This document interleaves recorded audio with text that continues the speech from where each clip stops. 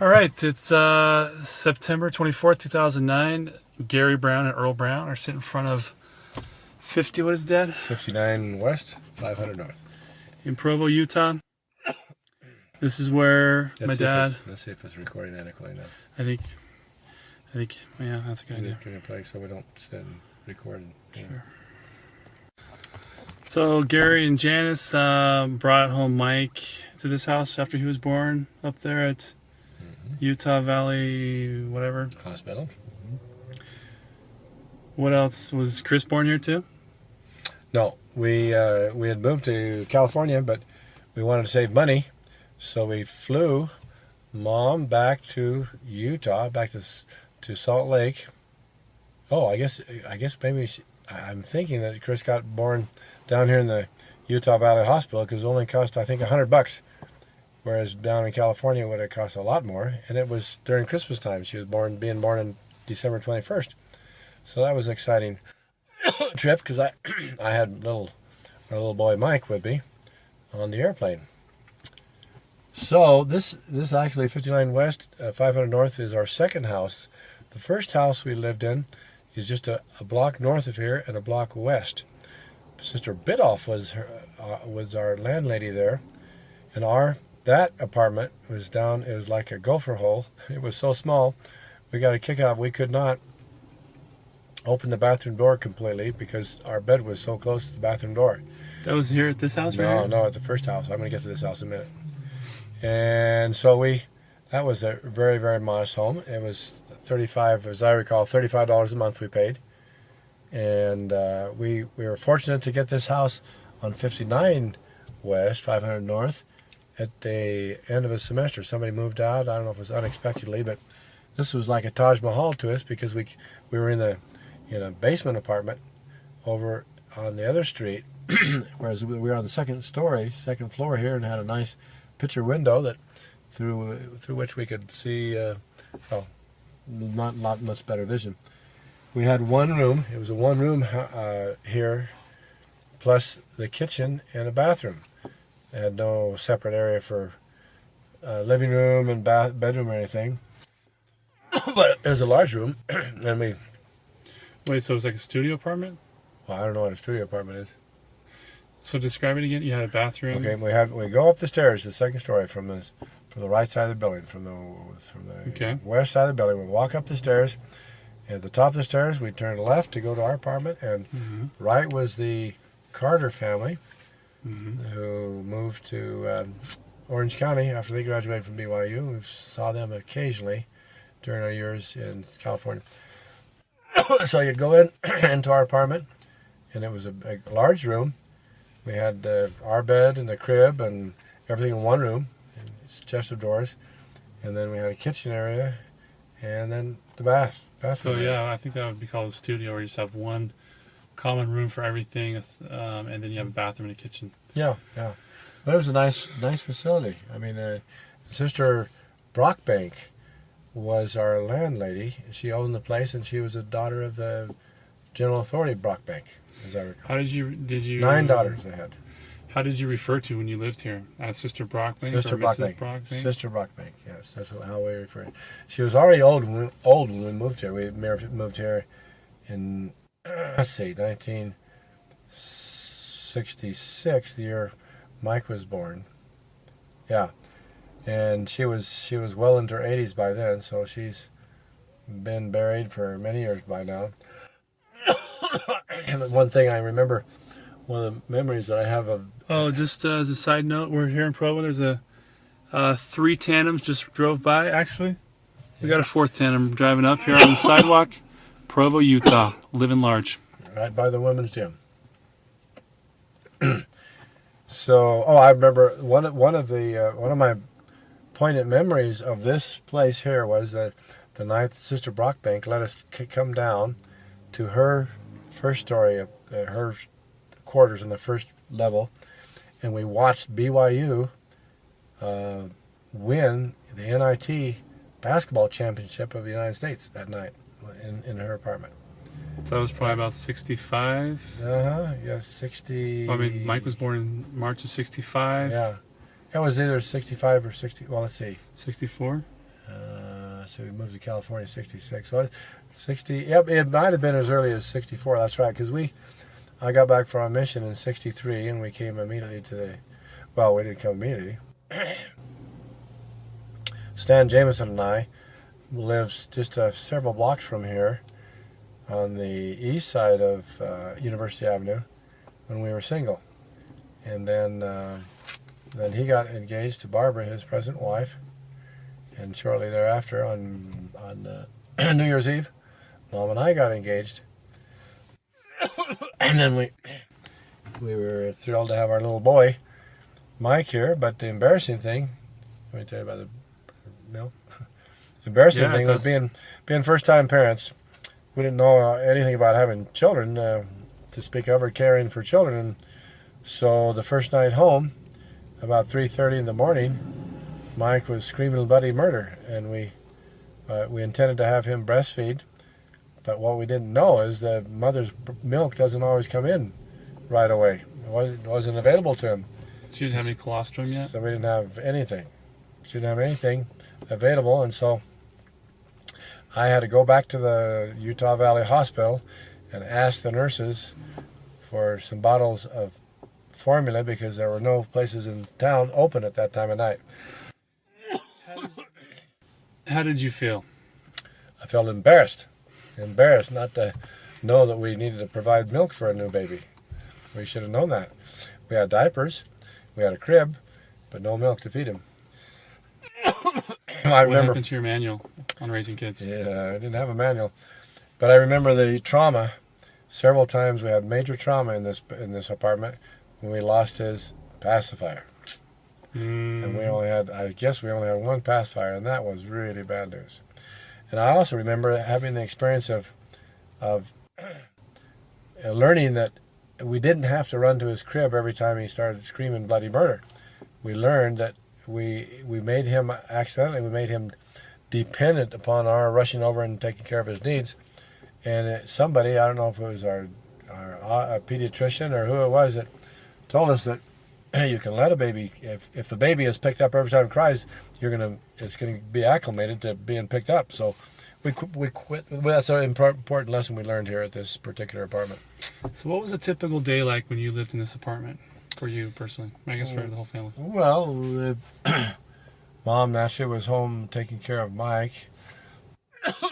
So Mom had already finished her degree at that point? Yeah, we both graduated with our bachelor's degrees together in May or June of 1964. Mm-hmm. And then I went on for 2 more years in my master's degree while Mom worked at the administration building key punching. In fact, she key punched. What the heck is key punching? Key punching was typing on a predecessor of computers. Mm-hmm. And she was key punching until a day or two before the birth of Mike. Mm-hmm. Oh, that was a memorable experience. We were real gung-ho, we still were till her death, and I still am, gung-ho BYU fans. So we went to a BYU basketball game, I think it was against Denver University, in the old Smith Fieldhouse. And she started to have contractions during the game. She was quite a fan.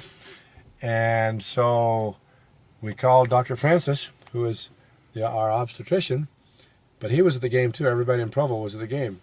So we talked to him and made arrangements to wait till the game was over. Then we went and had Mike after the game ended. He met us over there to the hospital, delivered. Do you remember how long after the game ended until Mike was born? I don't remember the exact hours, but we went right to the hospital, I think, from the Smith Fieldhouse. And so did Dr. Francis, who was a very nice, kind obstetrician, I guess, it was. Mm-hmm. So that was a highlight. Well, my typical day was riding my bike or walking up to campus, diagonally to the northeast from our place here, and doing my thing. I worked, let's see if I don't want to get this mixed up with Colorado State. At Colorado State in Fort Collins before my mission, I worked in the dish room and worked in the student union building at night, swabbing the decks and working at functions, very banquets and stuff. But here at BYU, my jobs to help us sustain ourselves. I worked with a man called Giles. I can't believe I remember his name. Giles was a plumber for the BYU, and I would go around and I was his assistant plumber. I didn't learn much from it, but I just was a go-for guy. So I worked at that job for a while. Then, where's that job? Plumbing, with the plumbing department at BYU on campus. Oh, just all over campus. All over campus. And I remember from that job, sort of icky.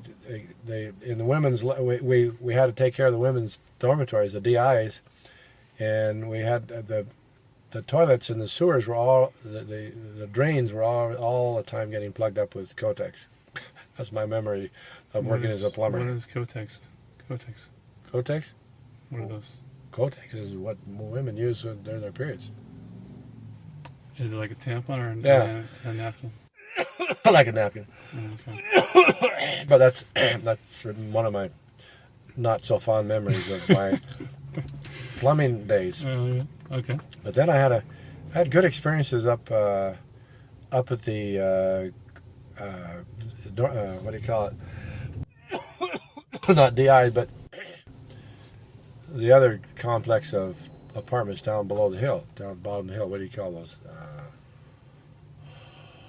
To the left, going up the hill. Below the Helaman Halls. Yeah. Oh, okay. Yeah, Hillman Hall. Yeah, I spent my freshman year. Helaman Halls. That's where I worked. Worked in the cafeteria. Oh, you did? I was. That's where I ate for a year.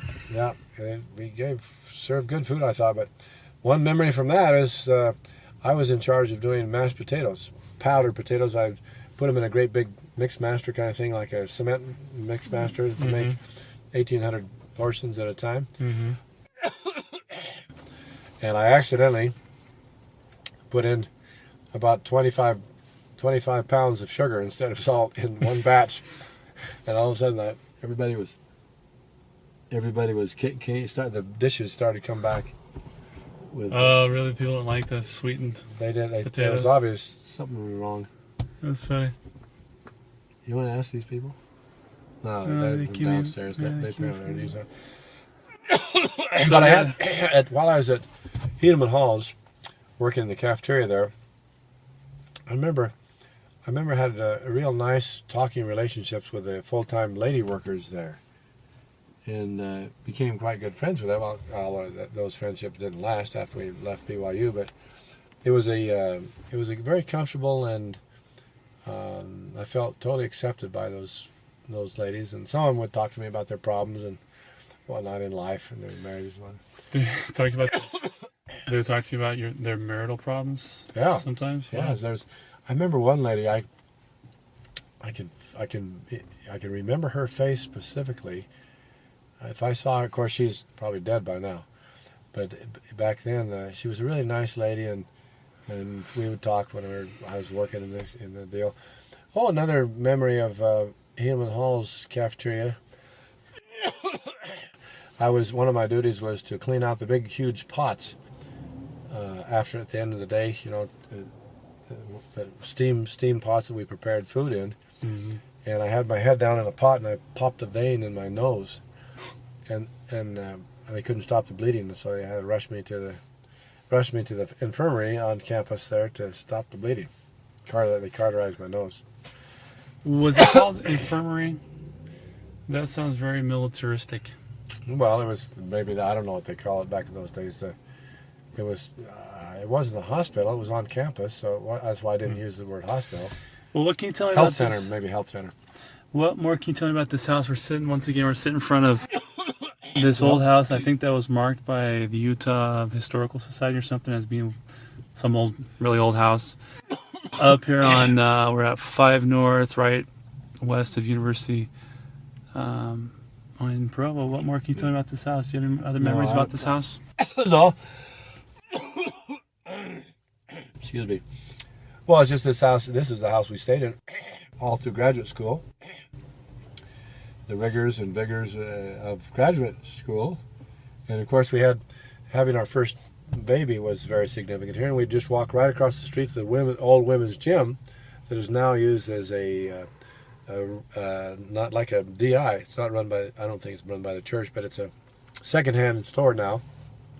But it was real handy to walk across the church, and we'd go to sacrament meeting in the women's gym, and then we'd walk across the street, which the buildings are now gone, and new buildings have been erected across the street to the east, where we go to our classes, priesthood, race side, and whatnot. Mm-hmm. And we had some good, we formed some really good relationships, except especially the Strunks that we're staying with tonight and last night. Their house was 1 block to the south of here, right on University Avenue, on the corner house. And we did a lot with them. We'd go to the basketball games. The basketball games were a very memorable occasion because we'd go into what was called the West Field House. This is before, of course, the big Merit Center, everything was built. And we'd have to go there 2 or 3 hours early to get seats in the student section.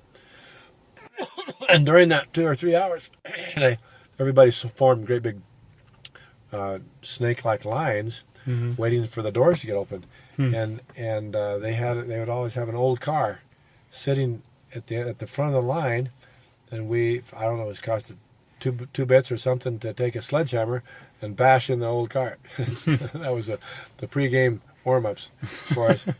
To get the crowd pumped up. Yeah, and then I would normally, this is while I was in graduate school, so normally I wouldn't stay, and we get into the Smith Fieldhouse quite early, long time before the game started. But I would go to one of the classrooms, the peripheral classrooms, and study and read and work on my thesis until the game would start. And those were really, really emotional, exciting experiences in a smaller. It only held, I suppose it held maybe 7,000 or 9,000 people, but it was always packed. It was always a lot of enthusiasm for, and that was when President Ernest Wilkinson was the president of the university. And I heard that he was actually Cosmo. What's the story behind that? He came out as Cosmo, and he wasn't always Cosmo. He did that on, I think, at the end of the season, one season, he got dressed up as Cosmo and did the Cosmo act. And he was an old man. I mean, he wasn't any spring chicken. But he was a very strong leader, and in fact, he wouldn't put up with any poor sportsmanship. If the BYU fans were not behaving correctly, he'd stop the game and get them back orderly. So he was a very successful and wealthy attorney. Made tons of money before he became president of BYU. Yeah. All right. Well, Ernie thanks. the attorney, they call him. Let's. I think we'll sign off here and Okay. move on. Okay.